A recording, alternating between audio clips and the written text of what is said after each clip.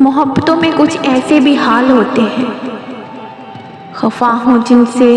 انہی کے خیال ہوتے ہیں، مچلتے رہتے ہیں ذہنوں میں وسوسوں کی طرح حسین